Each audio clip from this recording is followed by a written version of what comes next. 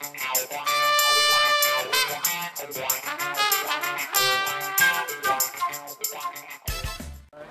here with Eric. Eric, thank you for being with us today. Thank you very much. So tell us a little bit about your artwork and your comic.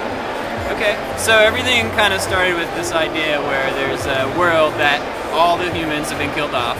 Apocalyptic scene here, but there's still Partybot. Partybot was programmed to party with the humans. They're gone, so he's still partying. He's one of those guys where it's, you know, it's dysfunction. That's all he does. So him and his little partner in crime, Party Cat, they're dancing in discos, drinking it up, and they're having a good time. Little action going on there. But the big thing about the comic was that, so they're, you know, they're always having a good time. But the big thing's Lord Bubbleface. He's always trying to stop their parties. So he's like the science experiment gone wrong, and he's sending out his little minions. So they're coming out, they attack him, and it's just kind of a cyclical storyline of that, very deep, and you know, I think it really gets you going. So that's the gist of it. Oh, how'd you come up with the concept? I started drawing Partybot when I was probably like 7. He was a bunch of triangles, and he's evolved quite a bit.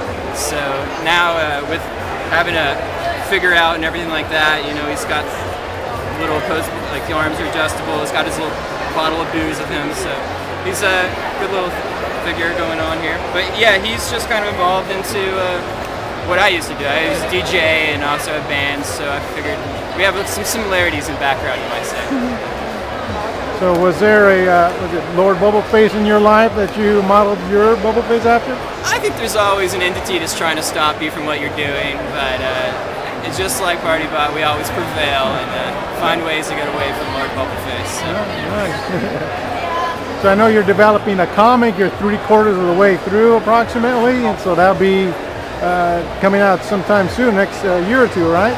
Yes, hopefully, you know, in spring next year I'll have it printed, and so it goes through the story of how everything's gone and how the world kind of ended with humans on it at least, and so it should be good. It's 3/4 of the way through with a lot of, like, you know, most of the colors like big graphic pages, so it'd be nice. It'll come out in spring, and we'll see how it gets. Yeah, nice. Do you already have a couple of comic stories in line? You got issue 1, issue 2? I'm gonna finish this one first, but I do have, you know, you always have like crazy plots in your head, and you're like, you just wake up and you're like, oh, that'd be cool, but I'm gonna focus on getting this one actually completed first. So. Okay. Is there like a Partybot girl, you know, the love interest? I've thought of this. The big thing is he keeps having dream sequences of back to when humans were around. So since the humans have been killed off, he still remembers when he did actually get to party with humans. So one thing that he's always doing is when he goes to sleep after a big crazy night of drunkenness, he thinks back to when he used to be with, you know, he used to have some love interests during his day, and so he's in a crazy dream sequence in this part of it. But yeah, he's always thinking back to the past a lot, but kind of maybe he's trying to you know, cover up some of the sadness when he goes out and parties too much. Who knows? I got you. So there are other robots. I know you have Party Cat and a few others, and his nemesis. Are there other ones that he parties with, or is it just memories in his head he dances to? No, he has. Well, to dance, you got to have a sound system. So the next robot is I'm going to come out with the figure soon. Will be a speaker bot, and he's basically a giant, like.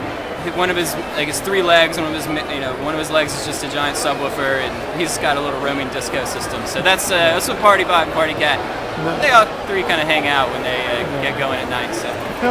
One last question. Now tell us about your molding. You mold your own products and everything, and tell us a little bit about that. So the process I use, I do industrial design, so I'll model the figure up in 3D CAD, and then once I have that done, I'll print it in 3D. So I'll have, like, you know, one of these printed up, and you can choose like the different way the size is printed up. And I use a really good guy. His name's modeler.com. John over there. He's super high resolution 3D prints, and so I like using him. So once I get one of those printed, I'll make a mold out of silicone, cast it, and then I'll hand pour resin. So these are the resins that I sell. So it's kind of a you know, fun process. You get to get your hands dirty again. You know, with industrial design, I'm making, you know, the products will sell like, you know, 10,000, 20,000 units, and when you only make a batch of like 10 or 20, it's kind of fun. Different spectrum of life, you know. So what software do you use? A-List? What kind of software do you use? Yeah, I use A-List Studio, and it's great because you can. It's not only lets you get in and have all the curves and surface control you want, but it's really technical as well. So I'll use it for doing high details of product design. But using it on a figure, it's great too. So it works out really well. Hey, perfect. Hey, Eric, thanks again for being with us. We look forward to your issue as soon as it comes out. Thanks very much. I can't wait for it.